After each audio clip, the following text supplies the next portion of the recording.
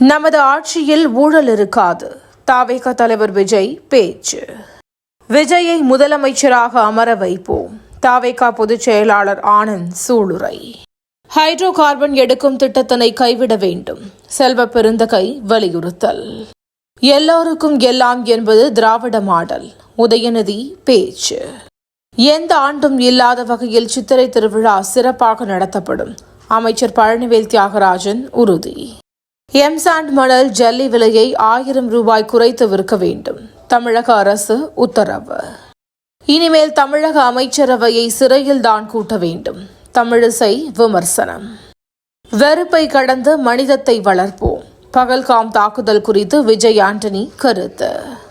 தமிழ்நாட்டில் லிச்சி பழம் சாகுபடி. பிரதமர் மோடி பெருமிதம். கேரள சர்வதேச விமான நிலையத்திற்கு மின்னஞ்சல் மூலம் வெடிகுண்டு மிரட்டல். பாதுகாப்பு சோதனைகள் தீவிரம். பாஜக கொஞ்சமாக அரசியல் சாசனத்தை சிதைக்கிறார்கள். முன்னாள் மத்திய அமைச்சர் ப. சிதம்பரம் பேச்சு. தயார் நிலையில் கடற்படை. அரபிக்கடலில் இந்திய போர்க்கப்பல்கள் ஏவுகணை சோதனை. மறைந்த இஸ்ரோ முன்னாள் தலைவர் கஸ்தூரி ரங்கன் அரசு மரியாதையுடன் இறுதி சடங்கு. ஜம்மு காஷ்மீர் கலகோட் காட்டில் ஏற்பட்ட காட்டுத்தீ. மீட்பு பணிகள் தீவிரம்.